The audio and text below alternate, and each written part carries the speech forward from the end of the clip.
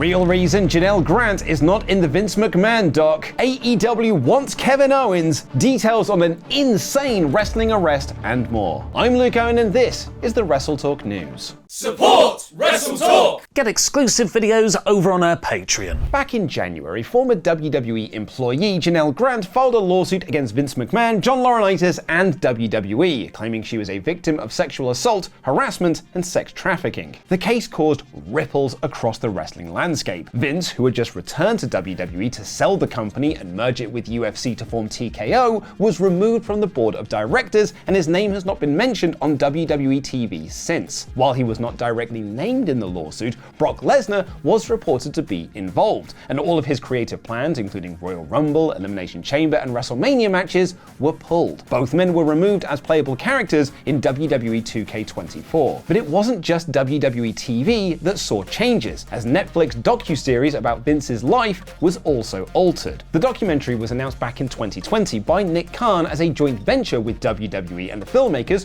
Chris Smith of Tiger King and Fire fame and 30 for 30's Bill Simmons. Over 200 hours of material was submitted for the documentary, and some of the biggest names in the industry were interviewed for it, including Vince McMahon himself. But a lot changed over those 4 years, particularly the allegations of hush money scandals in 2022 and the Janelle Grant case of 2024. The documentary, reportedly, took a 180 and now looks very different. Post Wrestling reported that WWE were no longer involved in the final product, which is released on Netflix next Wednesday. There was some trepidation from fans wanting this to be a warts and all documentary, as Netflix will be the home of WWE in 2025. Those trepidations were not helped when the first trailer was released, which talked about Vince's business successes, and Janelle Grant's team revealing that she was not interviewed for the documentary. Dave Meltzer, who is interviewed for the documentary, however, has said, "I can only say that the director who did it covered, with me, every single thing that I would expect someone to cover.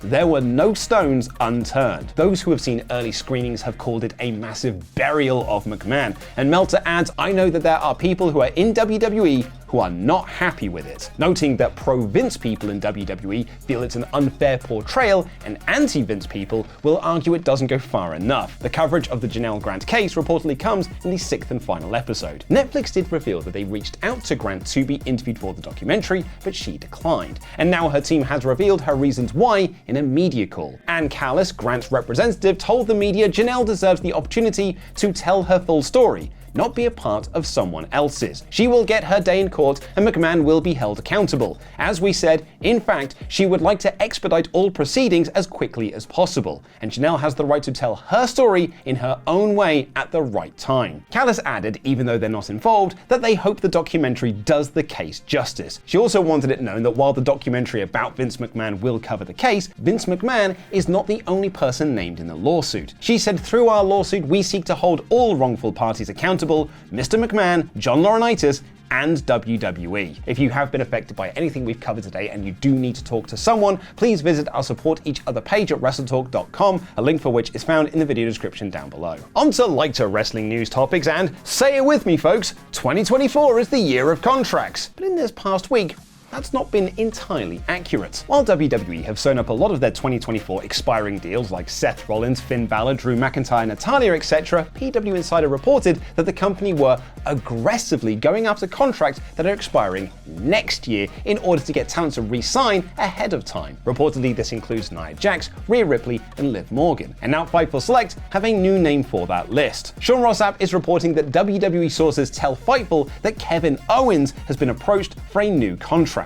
SRS notes that Owens is yet to sign this deal, but communication has been made. His deal is up in January 2025. And WWE are not the only interested party in Kevin Owens. As Fightful Select reports, those that we spoke to in AEW said that the company has long had major interest in bringing Owens in when and if he's available. They're expected to make him an offer if he reaches free agency. It was reported that AEW had interest in Owens when his contract was expiring in 2019. Owens told Pete Rosenberg in 2022 that he has 2 more years left on this current deal and added, "I don't see a reason why I wouldn't sign another one when it's done because I don't feel like I'm anywhere near done. But who knows what could happen. Owens is good friends with the Young Bucks dating back to their time in PWG, and is the man who introduced Cody Rhodes to them when he was fired in 2016. But if Owens does stick around, he'll be there for the WWE debut of the Lucha Bros. According to WrestleVotes Radio, WWE's marketing department has been given the green light to make merchandise for the pair, which would indicate they have signed deals with the company. This includes t-shirts, promotional material, and masks. And Corey Hayes of PWN is reporting that Penta, El Zero Miedo, and Rey Fenix have signed multi-year deals with WWE and will be heading straight to the main roster, bypassing NXT. The Lucha Bros going to WWE has been rumored for some time now, even though Penta did his best to quieten those rumors down, and it had been reported that they were set to win the Trios Championships at All In before word came that they would not be re-signing with All Elite Wrestling. There's no word on which roster the Lucha Bros will be heading to, but maybe SmackDown should be their home, as they're gonna need as much talent as possible. Phew, you remember just 1 week ago when we all celebrated the news that WWE Raw was moving away from its terrible 3 hours and going back to the much nicer 2 hours? Well, psych! And we'll have more on that in a moment, but first, we now go to Turbo John for a special message about Patreon.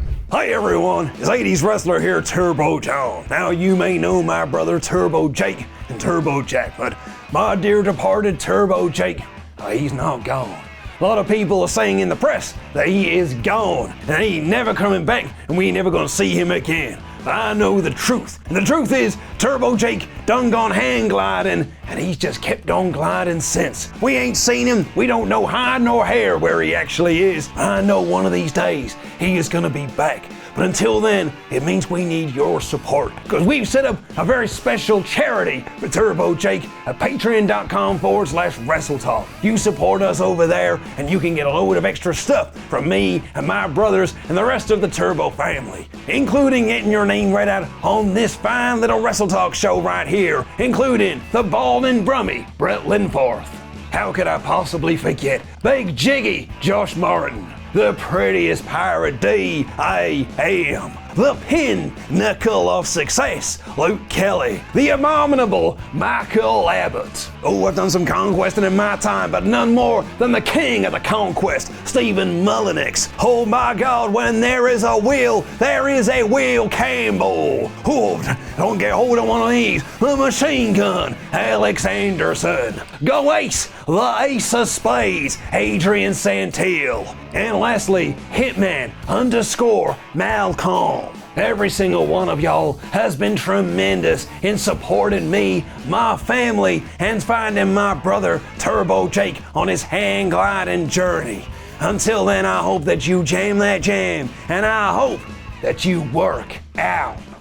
According to a new report via WrestleVotes Radio, once WWE Raw moves to Netflix in 2025, SmackDown itself will see some big changes. Last Friday's SmackDown saw a few minutes overrun, as USA Network don't have the same 10 p.m. hard out that Fox have with their news, which meant the show ran just over 2 hours. And on January 3rd, 2025, it's reportedly only going to get longer. We may have lost 3-hour Raws, but we're getting 3-hour SmackDowns instead. Not only that, but those who don't watch the show on USA Network might be able to view it somewhere else once it's finished. The other big news here is that there are rumors that once the show ends, it will be available on Netflix, which we haven't heard elsewhere. Those are the internal talkings right now, is that probably the day after, SmackDown will be available on Netflix. Lastly, for today's episode, an AEW's Cash Wheeler has opened up about his arrest from last year. Wheeler was involved in an alleged road rage incident on July 27, 2023, where he allegedly waved a firearm at the victim. He filed a not guilty plea on August 3rd, turned himself into the police on August 18th, and it was all dropped in May of 2024 when the prosecution opted to abandon the case ahead of trial. Should Wheeler have been found guilty, he could have served up to 5 years in prison. And now speaking with AEW Close-Up with Renee Paquette, along with his FTR tag partner Dax Harwood,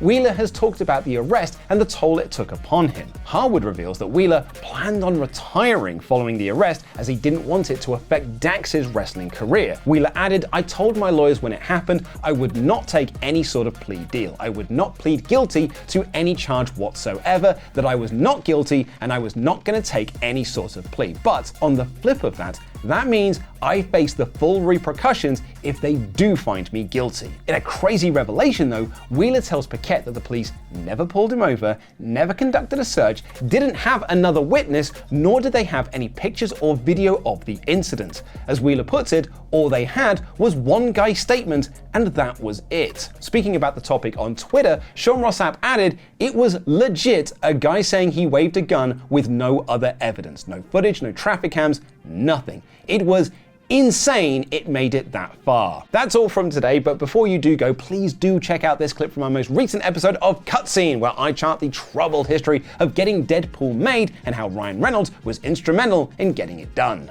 Reynolds, who had been wanting to make a Deadpool movie for 5 years at this point, was given an ultimatum by 20th Century Fox. He recalls the conversation at the time was, if you want to play Deadpool, this is your chance to introduce him. And if you don't want to introduce him in this fashion, we'll have someone else play him. Reynolds wasn't even present for the shooting of the finale of X-Men Origins Wolverine, with Scott Adkins filling in for him to do the stunt work.